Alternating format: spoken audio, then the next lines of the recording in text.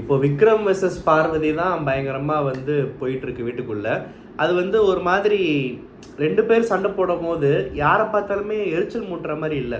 Parvati as usual அவங்க flow அதோட வாயில் என்ன வருமோ அது மாதிரி பேசிக்கிட்டு இருக்கிறதும், விக்ரம் இவ்வளோ நாளாக வேறு மாதிரி நான் ஜஸ்ட் ஒரு காமெடியன், நான் அப்பப்போ எங்கெல்லாம் சான்ஸ் கிடைக்குதோ அப்போ பெர்ஃபார்ம் பண்ணுவேன், மற்றபடி அமைதியாக இருப்பேன், இல்லாட்டி வெங்காயத்துக்கும் மாம்பழத்துக்கும் அழுதுட்டு இருப்பேன் அப்படின்ற இந்த கேரக்டர் இந்த மாதிரி திடீர்னு விஸ்வரூபம் எடுத்து பார்வதியை வச்சு அந்த ஷோவே ரன் ஆகுது. அப்போ பார்வதி அடிப்போம் அப்படின்னு பண்ணுறாரா?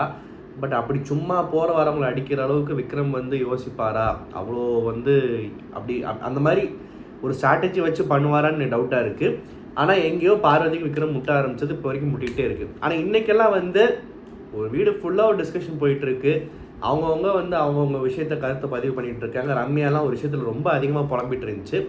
பார்வதி ஒரு விஷயம் சொன்னப்போ மட்டும் பார்வதி சொல்கிறத கேப்டன் டீல் பண்ண பரவாயில்ல, பட் விக்ரம் வாண்டடாக உள்ளே வராரு. எப்படி எஃப்ஜே வருவார், இப்போ விக்ரம் உள்ளே வராரு. அது நல்லாவே தெரியுது.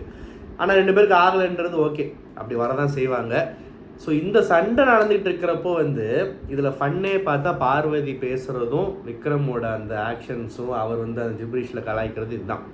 நடுவில் விஷத்தை கக்கிற மாதிரி சம்மந்தமே இல்லாமல் இல்லை. பார்வதிக்கு என்ன சொல்கிறது, பார்வதியை கண்ணுங்க கருத்துமாக பார்க்குறதுக்குன்னே வீட்டுக்குள்ளே கமருதீன் இருக்காப்புல. அதுலேயும் ஒரு கண்ணு போச்சுன்றப்போ மறு கண்ணா இவர் தான் செயல்படணும் இல்லையா?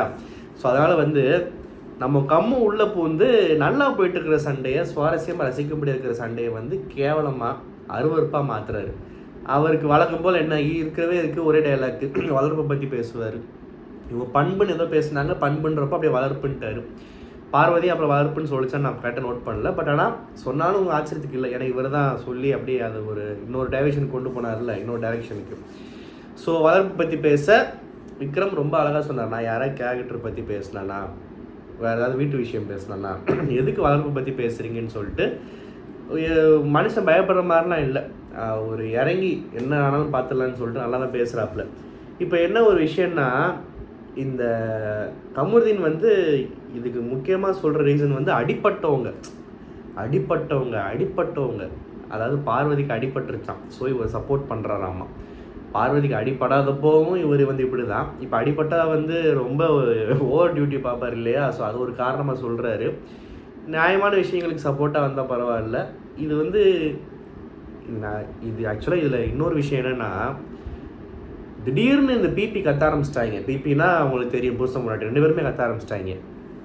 எதுக்கு கத்துறாங்கன்னு சத்தியமாக எனக்கு ஃபஸ்ட்டு புரியலை.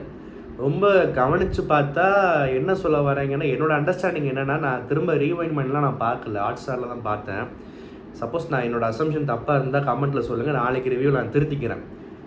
அதாவது விக்ரம் எகிரி பேச போய் பார்வதிகிட்ட கத்தி பேசிகிட்டு இருக்காரு. அப்போ சபரி அதை கண்ட்ரோல் பண்ணலை, பாயிண்ட் நம்பர் 1. ஆனால் கமருதீன் பேச ஆரம்பித்ததுக்கப்புறம் எகிர ஆரம்பித்ததுக்கப்புறம் சபரி தடுக்க போகிறாரு. இது எந்த விதத்தில் நியாயம்? நீ விக்ரமை தடுக்கலை, சபரியை மட்டும் அதாவது கமருதீனை மட்டும் எதுக்கு நீ தடுக்க வர அப்படின்னு சொல்லிட்டு பிபி புருஷன் மாட்டிக்கும். ஏன்னா இப்போ அவங்க புது அலைன்ஸ் சேர்ந்துருக்காங்க இல்லையா, அதில் கமருதீன் ஒருத்தர் இல்லையா? ஸோ அதனால் நான் என்ன சொல்கிறேன், இந்த வீட்டில் சண்டை வரப்போ வர சண்டையெல்லாம் தடுக்கணும், சமாதானம் பேசணும், சந்திரமுகி சட்டத்தில் நிற்க வச்சு கை குலுக்க வைக்கணுன்றது பிரவீனோட ஸ்ட்ராட்டஜி. சபரி ஊரில் நடக்கிற எல்லா சண்டையெல்லாம் போய் கேள்வி கேட்டுட்டு இருக்க முடியாது. இன்ஃபேக்ட் யோசிச்சு பார்த்தா சண்டைன்னு ஒன்று நடக்கட்டும், அப்போ எபிசோட் 4-5 பேர் பார்ப்பாங்க, நம்மளாம் மூஞ்சி தெரியும் கூட யோசிக்கலாம். இல்லை எல்லா சண்டையும் தடுக்க முடியாது, தடுக்கிற ஸ்டேஜுக்கு போச்சுன்னா, அடுத்த கட்டத்துக்கு போச்சுன்னா தடுக்கலாம். அதுதான் ஒரு கேப்டனோட முக்கியமான வேலை. ஏன்னா அப்போ தான் கேட்பாங்க, இவ்வளோ தூரம் ஏன் வளர விடுறீங்கன்னு கேட்பாங்களே சண்டையை. பார்வதியும் விக்ரமும் பேசிக்கிட்டு இருக்கிறப்போ அது எவ்வளோ ஹார்ஷாக பேசிக்கிட்டு இருந்தாலுமே அது ஃபிசிக்கலாகவோ அடுத்த கட்டத்துக்கோ அசிங்கமாக அருவறுப்பாக அது போய் முடியாது, போகிறதுக்கு வாய்ப்பு இல்லை. கமருதீன் உள்ளே வார்த்தை விட்டதுக்கப்புறம் எந்திரிச்சுட்டு எகிறதுக்கப்புறம் கமருதீன்னாலே வன்முறை தான் அப்படின்றது எல்லாருக்கும் தெரிஞ்ச விஷயம். அப்போ தான் அது அடுத்த கட்டத்துக்கு போகிறதுக்குள்ளே 2 பேர் இப்படி நிற்கிறப்போ தடுத்து பேசணும்னு சொல்லிட்டு சபரி என்னை பொறுத்த வரைக்கும் கரெக்டு தான். புருஷ முன்னாடி லாஜிக் என்னன்னே சத்தியமாக புரியல. அப்போ தடுக்கல, இப்போ தடுக்காதன்றாங்க. அது எப்படி தடுக்காமல் இருக்க முடியும்? ஒருத்தர் அடிச்சுட்டாங்கன்னு என்ன பண்ணுவாங்க? இது சபரி இன்னும் ஸ்ட்ராங்காக பதிவு பண்ணியிருக்கலாம், இல்லை என்னன்றதை வாரக்கடைசியில் விஜய் சேதுபதி சேது மச்சான் என்ன சொல்கிறான்றதை பொறுத்திருந்தான் பார்க்கணும். அண்டு அதுக்கப்புறம் இந்த ராஜா டாஸ்க் வந்துருச்சு. அதாவது பிக் பாஸ் வரலாறுல எல்லா சீசன்லேயுமே எனக்கு ரொம்ப கிரிஞ்சுன்ற வார்த்தையை நான் சும்மா பயன்படுத்த மாட்டேன். ஏன்னா எனக்கு அந்த வார்த்தையே பெருசாக அதில் உடன்பாடு இல்லை. ஏன்னா ஒருத்தவங்களுக்கு பிடிக்காத சரி விடுங்க, அது ஒரு தனி டாபிக். எல்லாத்தையுமே கிரிஞ்சுன்றாங்க, ஓகேவா? அதனால் எனக்கு பிடிக்காது. ஆனால் சில விஷயங்களை பார்த்தா இந்த மாதிரி வார்த்தைலாம் டக்குன்னு நமக்கு ஞாபகம் வரும். ரொம்ப கிரிஞ்சான, ரொம்ப ஒரு ஆர்டிஃபிஷியலான, போரிங்கான ஒரு மொக்க டாஸ்க்னு இந்த ராஜாராணி டாஸ்க்கு தான். ஆனால் இந்த ராஜாராணி டாஸ்க் வந்து ஹிட்டா ஃப்ளாப்பான்றது அந்தந்த செட்டில் இருக்கிற கண்டஸ்டன்ஸ், அந்தந்த சீசனில் இருக்கிற கண்டஸ்டன்ஸை வச்சு தான் அமைஞ்சிருக்கு இது வரைக்கும். எனக்கு தெரிஞ்ச லாஸ்ட்டாக ராஜாராணி டாஸ்க்கு பெருசாக நான் வந்து எனக்கு டக்குன்னு மைண்டு என்னோடய மெமரி எங்கே போகுதுன்னா, அந்த விக்ரமன் அசீம் பிரச்சனைகள்லாம் இருந்துச்சுல்ல, அப்போ இந்த சோத்தில் உப்பு போட்டு தரது, எச்சி துப்பி தரது, இந்த மாதிரிலாம் பிரச்சனை வந்துச்சுல்ல, மிளகா பொடியை போட்டுருவாங்க, ஏதோ பண்ணிடுவாங்க நினைக்கிறேன். அப்போ தான் ஞாபகம் இருக்குது எனக்கு. ஸோ எனக்கு வந்து அந்த அந்த ஒரு ராஜாராணி டாஸ்க்கு எனக்கு நல்லா ஞாபகம் இருக்குது. அண்டு அதுக்கப்புறம் பார்த்தா எந்த சீசன்லையுமே ராஜாராணி டாஸ்க்கு சுவாரஸ்யம் இருந்த மாதிரி ஞாபகம் இல்லை. மேபி என்னோடய மெமரிக்கு அவ்வளோதான் வந்து ரீகால் பண்ணிக்க முடியுது. இந்த டாஸ்க் திரும்ப வந்திருக்கு. ஸ்கிரிப்டால் நல்லா தான் இருக்குது. அதாவது இந்த தர்பூசணி இதுன்றது, இந்த பக்கம் கானா அதை பிரித்து விட்றது, அப்புறம் அவங்க கொடுத்த ரோல்ஸு, ராஜமாதா, மந்திரி, அது கரெக்டாக வந்து யாரெல்லாம் யாருக்கு அகெயின்ஸ்ட், திவாகருக்கு அகெயின்ஸ்டாக 2-3 பேர் யாரெல்லாம் மெயினாக அந்த கோரில் இருக்காங்களோ அவங்கெல்லாம். கமருதீன் அங்கே வந்து அமைச்சர், அப்புறம் கமருதீனுக்கு பார்வதி மேலே கண்ணு. ஸோ பார்வதிக்கு தர்பீஸ் மேலே கண்ணு, அதனால் கமருதீனுக்கு காதல்னாலே பிடிக்காது. அப்புறம் இவருக்கு வந்து 3 பொண்ணுங்க, முறை பொண்ணுங்க, அது இதெல்லாம் ஓகே. ஸ்கிரிப்டெல்லாம் கேட்க நல்லா தான் இருக்குது. ஆனால் ஸ்க்ரீன் ப்ளே சரியில்லை, டைரெக்ஷன் சரியில்லை, எக்ஸிக்யூஷன் சரியில்லை. இது எவ்வளோ நேரம் மொக்க போட்டாங்கன்னு தெரில. பிக் பாஸ் வந்து எவ்வளோ யோசிச்சிருந்தா என்னத்தையாவது பண்ண வச்சு இன்றைக்கி 1 hour எபிசோடு தேத்தணுமேன்னு சொல்லிட்டு ரம்சராஜ் ஆட விட்டார் கடைசியில். அதுலேயும் இவங்கள வந்து நீ சவுண்டோட வச்சு பண்ணு, நீ ஆக்ஷன்ஸ் வச்சு பண்ணுன்னு சொல்லிட்டு பாயிண்ட்ஸ் வச்சு. எனக்கு என்னடா இது, நம்ம ரியாலிட்டி ஷோ பார்த்துக்கிட்டு இருக்கோம். வழக்கமாக டாஸ்க் வைப்பாங்க, ஓகே. டாஸ்க் இந்த வாட்டி கொடுத்துட்டாங்க.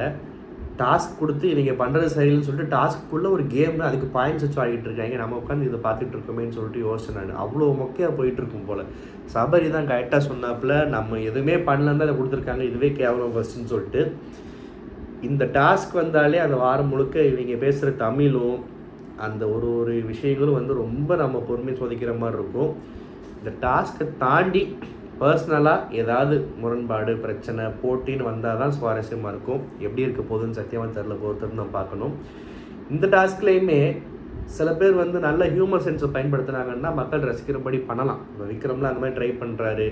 நம்ம வாட்டர் மெலன்னு அவரும் வந்து அவர் வந்து ட்ரை பண்ணுறாருல, அவர் சீரியஸாக தானே ஹீரோவை நடிச்சு காமிச்சிட்டு இருக்காரு. அதுவே வந்து நமக்கு பார்க்க வேறு மாதிரி காமெடியாக தான் இருக்கும். இதுலேயுமே வந்து இந்த கமருதீன் வந்து வார்த்தை விடுறது, அதை பீப் பண்ணுறாங்க, என்ன வார்த்தைன்னு தெரில. அப்புறம் நம்ம வினோத் வந்து ஏதோ சொல்லி ஹார்ஷாக கலாய்க்கிறது. ஸோ அவங்க அந்த மாதிரி ஆட்கள்லாம் வந்து ஒரு மாதிரி இந்த மாதிரி ஒரு லைட் ஹார்ட்டட் டாஸ்கில் கூட வந்து அசிங்கத்தை தடவுற மாதிரி ஒரு விஷயம் பண்ணிகிட்டு இருக்காங்க. இது எங்கே போய் முடியும், அடுத்து என்ன நடக்க போகுது, போட்டி எப்படி போக போகுது, யார் என்ன பண்ண போகிறா. அதுவும் பொண்டாட்டியெல்லாம் பார்த்தீங்கன்னா ராஜமாதானா இங்கிட்ட அங்கிட்ட நடக்கணும். இதை தான் ரம்யா கிருஷ்ணன் பாகுபாடியில் பண்ணிச்சு நினச்சிருச்சா என்னன்னு தெரில. அது மாதிரி நடந்துக்கிட்டே இருக்குது. யாரோ கேட்டாங்க, இல்லை விக்ரமான்னு தெரில, என்ன பண்ணுது இந்த அம்மா தனியான்னு சொல்லிட்டு. சரியாக நோட் பண்ணல, யார் சொன்னாங்கன்னு தெரில. வாட்டெவர். ஸோ இந்த ராஜாராணி டாஸ்க் எப்படி போகுதுன்னு பார்க்கலாம். நாளைக்கு நல்ல ப்ரோமோ அமைதான்றதை பொறுத்து வந்து பார்ப்போம். இன்றைக்கி ஒத்துக்கணும், உண்மையை ஒத்துக்கணும், ஒரு மொக்க எபிசோடு தான், ஓகேவா? இந்த ரிவ்யூ உங்களுக்கு பிடிச்சிருந்தா மறக்காம சேனல் சப்ஸ்கிரைப் பண்ணுங்கள். நன்றி, வணக்கம்.